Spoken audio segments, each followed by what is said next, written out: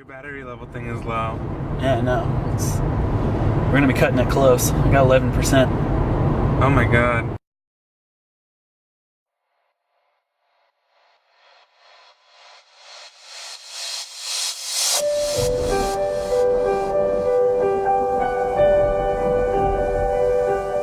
When you drive an electric vehicle with a smaller battery, it's important to understand your range.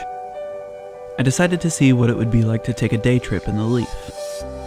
Before leaving to see how far we could drive, I made sure to nearly top off the battery, reset my average economy, and set the trip odometer to 0. As you can see, the range indicator says 84 miles, but I hate that gauge for many reasons. Having a nice warm battery helps with range, so 5 battery temperature bars is a good thing. It was great that it was nice outside because we weren't going to use the heat or the seat heaters or anything extra that could possibly use energy on the trip. I wanted to see what the car could do under normal conditions. The weather was nice, temperatures were average, and I probably wouldn't be doing this trip by myself, so I made sure there was 2 of us. We headed towards the mountains just west of Charlotte, North Carolina, traveling at normal highway speeds. The plan was to use about 45% of the battery range and then turn around and head back to see where that got us. We made it from Charlotte to Kings Mountain and stopped at a place called Patriot Jack's. From where we left to where we stopped in Kings Mountain was just under 31 miles. The trip was mostly highway and we used 45% of the battery getting there. When we left Kings Mountain to head back to where we started, I had to think about whether or not it was a downhill trip to where we turned around, because if the whole way back was uphill, we weren't going to make it home. Once you are used to the car, you know what it's capable of, and things like battery level warnings don't really bother you anymore. Just as I hoped it would work out, we used 45% of the battery level going in each direction, and took the battery level from 99% to 9% by the time we got back to our starting point. Our whole trip taking the highway let us go a total of 61.5 miles on 90%. The car calculated an average use of 3.8 miles per kilowatt hour, and the miles of range gauge turned to dashes because it hates anything below 8 miles. As far as the car's judgy tree meter goes, it felt like I drove well enough to give me 3 trees out of 5. So now that we did the trip at highway speeds, how do you think it would be at lower speeds?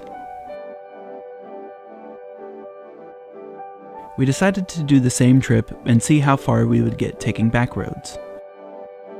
It started off pretty much the same.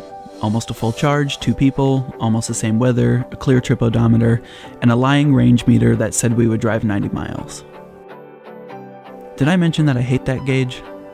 Anyway, we left and headed in the same direction, but this time taking a route with plenty of stoplights to allow for regenerative braking, lower speed limits so that we wouldn't use as much energy, and a lot more time.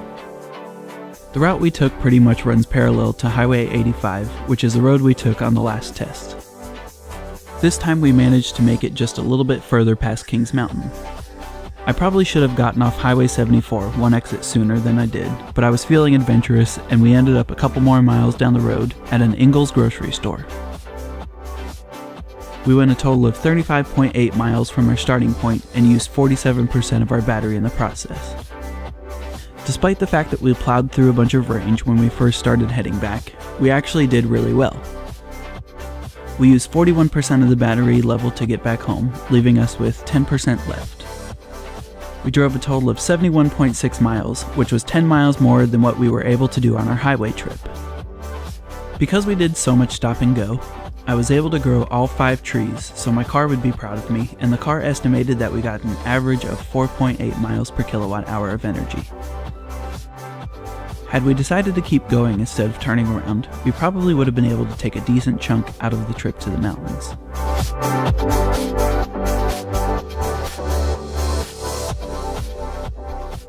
So what does all of this mean?